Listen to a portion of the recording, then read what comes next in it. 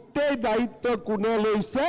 নৰেন্দ্ৰ মোদীয়ে লৈছে, বিজেপিয়ে লৈছে, আমাৰ চৰকাৰে লৈছে। চাউল পাই আছিলো, এতিয়া আমি দালি, নিমখ, চেনি 117 টকাত পাওঁ। কোনোবাই মোক ক'লে যে মামা 120 টকা দিওঁ, 3 টকাটো ঘূৰাই নিদিয়ে দেখোন। হয় নে নহয়? এইবাৰ কোনে কোনে দালি, নিমখ কিনিলে হাত দাঙকচোন। বঢ়িয়া। দালিটো ভাল আছিল নে নাই? কোৱালিটিটো আপোনালোকে নিজে কওক, কোৱালিটিটো ভাল নে বেয়া? নিমখৰ কোৱালিটিটো ভাল নে বেয়া? ভাল। এই যে ভঙা পইচা ঘূৰাই দিয়াত দিগদাৰ, সেইকাৰণে 1 জানুৱাৰীৰ পৰা আমি 100 টকাতে দালি, নিমখ, চেনি আপোনালোকক দি দিম। হ'ব?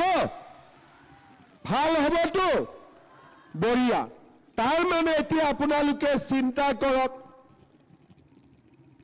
উদ্যমিতা অভিযানত 10,000, পিছত 25,000 পাম।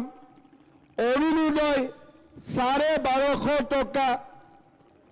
চাউল 20 কেজিও যদি আমি পাওঁ, 800-1,000 টকা ঘৰত বাচি গ'ল।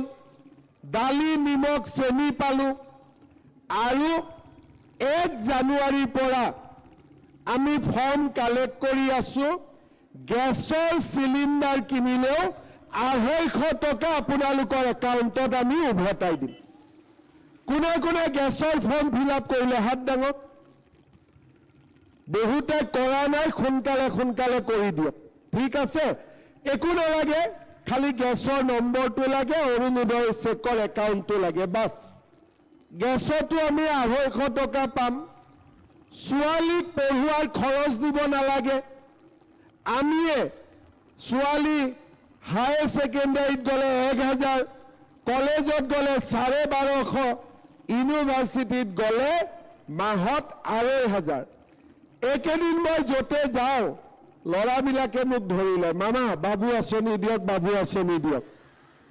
তেতিয়া মই কৈছো ঠিক আছে, 1 জানুৱাৰীৰ পৰা বাবু আঁচনি এটাও দিম। তাৰ মানে ল'ৰাৰো পঢ়া চিন্তা কৰিব নালাগে, ছোৱালীৰো পঢ়া চিন্তা কৰিব নালাগে।